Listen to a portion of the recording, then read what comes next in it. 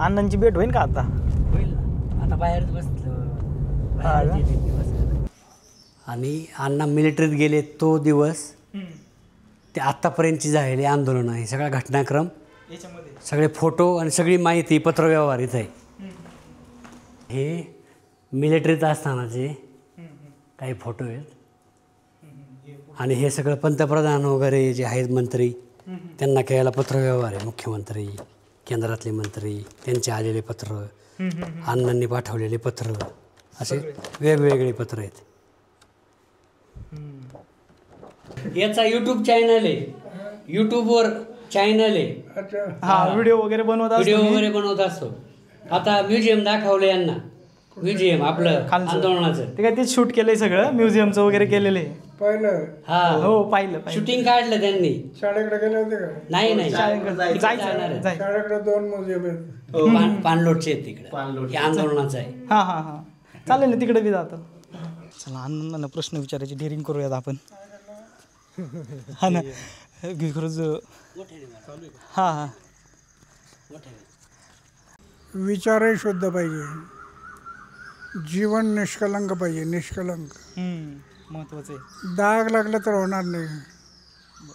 शुद्ध आचार, शुद्ध विचार, निष्कलंक जीवन, जीवनात त्याग, अपमान घडायची शक्ती, हे गुण लिडरशिपमध्ये असतील तर तुमच्या शब्दाला वजन येईल.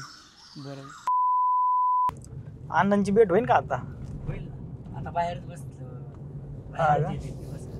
चालतं, भेटू ना मग आपण जर थोडा वेळ.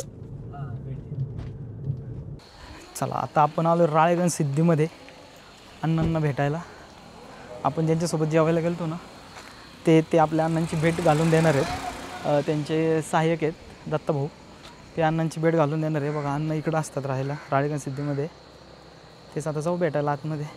इथंच राहतात का ते? मंदिरात असतात, कोरोनामुळे इकडे आले. हा ते मंदिरात असतात ना. हा हे ठिकाणाला काय म्हणतात इथं? लोक आंदोलन ट्रेनिंग सेंटर. Training centre. हा राळेगण सिद्धीचं ट्रेनिंग सेंटर. बरोबर. मागच्या वेळेस पप्पू आलता ना आपल्यासोबत आवटी. सिक्युरिटी दोन गाड्या होत्या, 22 पोलीस होती, ती कमी केली. आता 2 SP असतात, 2-3 पोलीस सगळी बघा, 4-5 वर चालले ना. म्युझियम आहे का? बघू म्युझियम, म्हणजे त्याचं जे व्हिज्युअल तुम्हाला हा भेटू. दिल्लीतलं आंदोलन पहिलं अण्णांनी मिलिटरीतून सुरुवात केली. हा चालतं ना. हे काय हेच आहे ना वाटतं म्युझियम, जन आंदोलन म्युझियम. 1986 से 2020 तक 40 साल में आंदोलन का म्हणजे अण्णांनी केलेले सगळे आंदोलन आहेत का, त्याचे फोटो आहेत का? ओके. काही महत्त्वाच्या व्यक्तींनी, काही मुख्यमंत्री आहेत, काही प्रमुख संत वगैरे किंवा आपण जे धार्मिक क्षेत्रातले त्या लोकांनी जे भेटी दिल्यात वेळोवेळी वेगवेगळ्या साली, ते सगळं इथं आंदोलनाचं म्युझियममध्ये जतन करून ठेवलं आहे.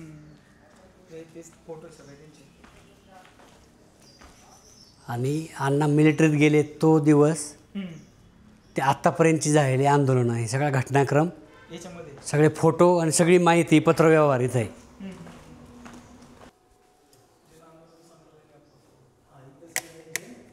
हे मिलिटरीत असतानाचे काही फोटो आहेत आणि हे सगळं पंतप्रधान वगैरे जे आहेत मंत्री त्यांना केलेला पत्रव्यवहार आहे. मुख्यमंत्री, केंद्रातले मंत्री, त्यांचे आलेले पत्र, अण्णांनी पाठवलेले पत्र, असे वेगवेगळे पत्र आहेत.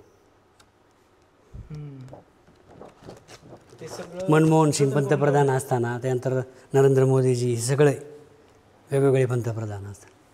आणि हे 22 वेळा वेगवेगळ्या ठिकाणी उपोषणं केलेत. राळेगण, दिल्ली, आळंदी, आझाद मैदान, मुंबई. तर हे सगळे 22 वेळा उपोषण केलेत. 155 दिवस सगळे आणि वेगवेगळे दिवस इथं. आणि हे मौन आंदोलनं, मौन बोलत नव्हते कोणाशी, ते 11 आंदोलनं. बाकीचं काही लिहून नाही ठेवलं, ते बरीच आंदोलनं झाली. आणि 14 दौरे झालेत. त्यांचे जे दौरे आहेत महाराष्ट्र, ते जे लिहिलेत तेवढंच इथं आले, बाकीचे बरेच दौरे. ते जुनं मंदिर असं होतं, जुनं यादवा मंदिर. यादवा मंदिर. तिथे ग्रामसभा व्हायची पूर्वी.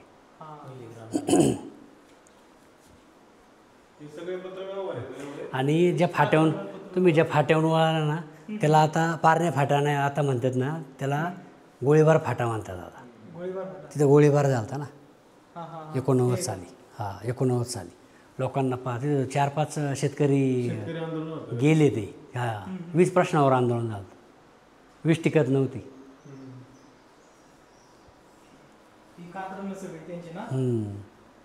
सगळे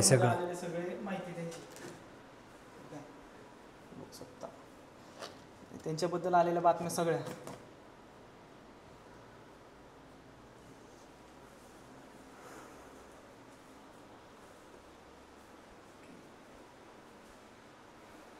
सगळं अण्णांचा सुरुवातीपासून सगळा इतिहास एकदा आहे सगळा.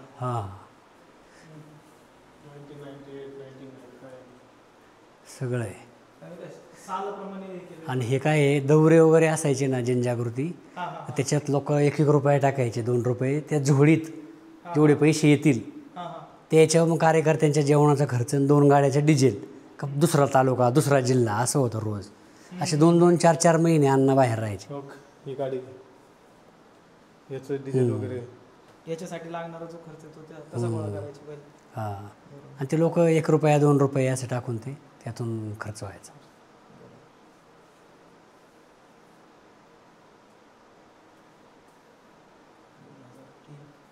आपण दिल्लीच्या वेळेस आपल्याला कळत होतं ना ते सगळं. आम्ही रॅली काढली होती चिखलीमध्ये. लोकपाल आंदोलनाची लहान मुलांची सायकल. आणि हे सगळे उपोषण आर पाटील जास्त करून यायचे इथं सोडवायला. उपोषण सोडवायला आर पाटील. फोटोमध्ये दिसतात ना. गृहमंत्री असतील. बाळासाहेब थोरात मंत्री, आर पाटील हे मंत्री असताना सोडवायला यायचे. उपोषण सोडवायचं म्हटलं तेच. हे मतदार जागृती, युवक जागृती अभियान, कॉलेज वेगवेगळ्या ठिकाणी. तर हे नंतर पतसंस्थांचं जे ठेवीदारांचं आंदोलन झालं ना ते 2010ला सहकार मंत्री होते हर्षवर्धन पाटील त्यावेळेस. त्या नंतर 2011चा दौरा, हे जिल्हा ते जिल्हा, हे सगळे फोटो क्लिक केले. दिल्लीचं आंदोलन कधी झालं होतं खरं? 2011 आहे का हे एप्रिल 11 आणि हे एप्रिल संपलं का हे ऑगस्ट 11. हे ऑगस्ट 11, एप्रिल 11 आणि हे ऑगस्ट 11. सरकारचा ड्राफ्ट जाऊन टाकला, तो चांगला नव्हता लोकपालचा. नंतर मग शासनाची कमिटी, अण्णांची टीम, अण्णा कमिटी 5 सदस्य 10 लोकांची कमिटी. आहे नाही प्रशांत भूषण आहे, संतोष हेगडे आहेत, सगळे येते. आणि मग 2011ला जे ऑगस्ट 11चं आंदोलन आहे ना ते मग विलासराव आलते देशमुख पत्र घेऊन. हे मेन मोठं होतं. आणि हे राळेगणचं आहे ना तिकडं चाललं होतं त्यावेळेस. राळेगणमध्ये वेगवेगळे रोज 5-10 हजार लोक यायची. नंतर मग 2011चा हे लोकपाल, हे मुंबईचं आहे आंदोलन. हे मुंबईचं आहे डिसेंबर 11चं.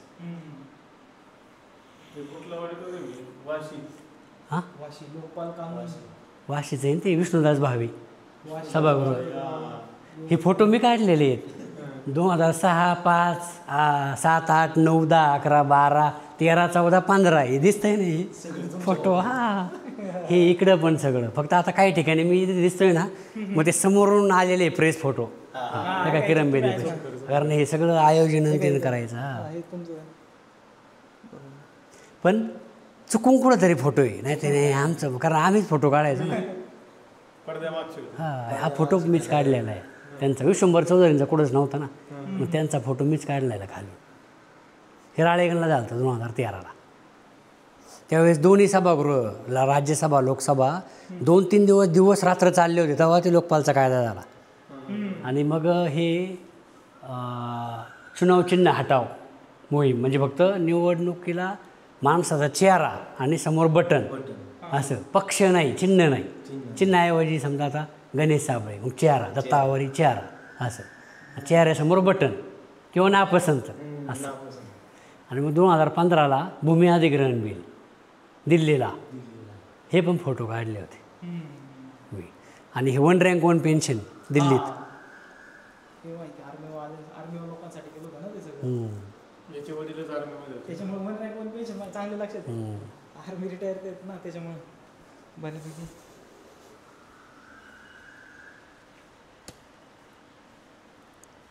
पेपरचे कात्रण सगळे आणि पत्रव्यवहार सगळा.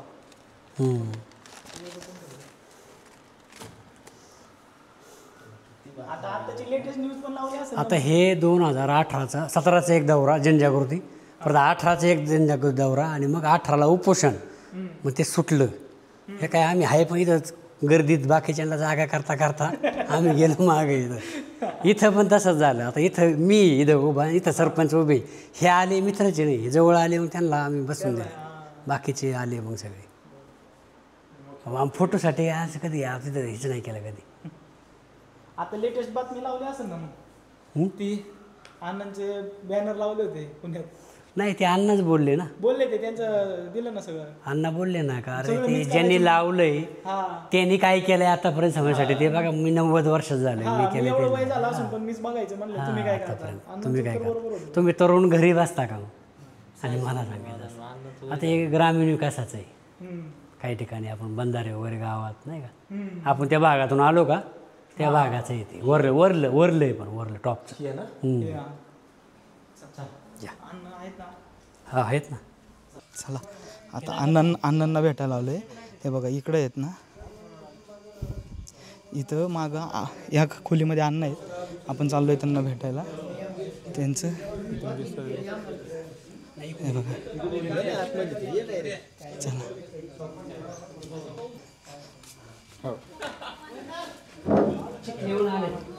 चिखलीहून आले चिखली आळंदी सहज आलते. तसे मूळ साबळे याचे रुई बागुर्डी मूळ. रुई बाबुडी इथली दरवर्षी येत असतो मी गाडी घ्यायला. याचा यूट्यूब चॅनल आहे. यूट्यूबवर चॅनल आहे. हा व्हिडिओ वगैरे बनवत असतो. आता म्युझियम दाखवलं यांना. म्युझियम आपलं आंदोलनाचं ते काय ते शूट केलंय सगळं. म्युझियमचं वगैरे केलेलं आहे.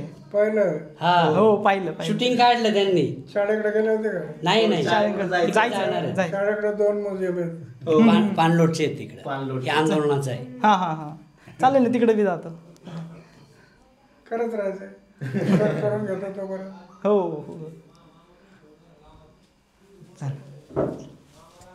राम राम.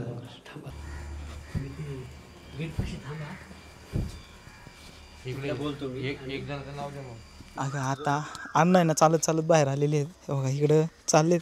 आता कुठं जाते ते तिकडं. हा का.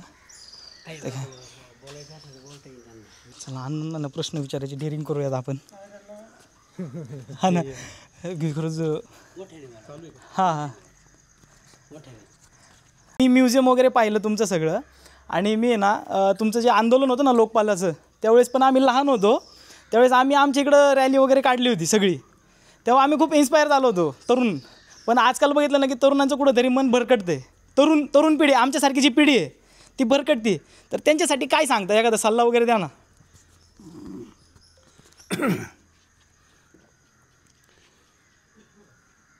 तरुणांना एक तर घरातल्या संस्काराचा अभाव, दुसरा गावातले जे संस्कार आले त्याचा अभाव होत चाललाय. खाणं पिणं चैनबाजी करून मरणं एवढा जीवनाचा अर्थ. बरोबर. युवा शक्ती एक राष्ट्रशक्ती आहे. ही युवा शक्ती जर जागी झाली तो उद्याचं गाव समाज देशाचं उज्ज्वल भविष्य दूर नाही. तरुणाच हा देश घडवू शकेल याच्यावर आमचा विश्वास आहे. कारण मी एक 17 वर्षाचा तरुण होतो. गावात प्यायला पाणी नाही, जेवण अन्न नाही, उपाशी लोक झोपतात. अशा गावात काम सुरू केलं. आज ते गाव पाहायला रोज लोक येतात. बरोबर. म्हणजे तेच गाव, तीच माणसं, तीच जमीन. बदल होऊ शकतं. लिडरशिप महत्त्वाची आहे. नेतृत्व. ज्यांनी गावाचं काम करायचं आहे त्याचे आचार शुद्ध पाहिजे. बरोबर. विचारही शुद्ध पाहिजे. जीवन निष्कलंक पाहिजे, निष्कलंक. महत्वाचं आहे. डाग लागला तर होणार नाही. शुद्ध आचार, शुद्ध विचार, निष्कलंक जीवन, जीवनात त्याग, अपमान घडायची शक्ती, हे गुण लिडरशिपमध्ये असतील तर तुमच्या शब्दाला वजन येईल, बरोबर. त्याचा प्रभाव पडेल. आता काय मी पाहिलं ते वन रँक वन पेन्शनचं केलं होतं ना तुम्ही आंदोलन. ते माझे वडील आर्मी रिटायर आहेत. हं? माझे वडील आहेत ना आर्मीमध्ये होते, हो. आर्मी रिटायर आहेत. तर त्यांना तुमचा पण खूप फायदा झाला. हो, तेव्हापासून ते तुम्हाला एवढं मानतात ना की अण्णांमुळे झालं असं ते म्हणत असतं सगळं. वन रँक वन हे पेन्शनचं. वन रँक वन पेन्शन फार मोठं आंदोलन केलं मी. हो, अनेक राज्यात फिरलो बरोबर. आणि शेवटी सरकारला कायदा करावा लागला. आज सगळे लोक बोलत हो, की तुमच्या अण्णांमुळे झालं. हो, बरोबर. वडील पण तेच बोलत होते ना की अण्णांनी हे केलं म्हणून. वडील आर्मी रिटायर होते त्याच्यामुळे. कोणाचे 5 रुपये घेतले नाही. बरोबर बरोबर करत राहायचं, सेवा करायची. बरोबर. अण्णा जिथं राहतात ना तिच्या आजूबाजूचा परिसर आहे हा सगळा.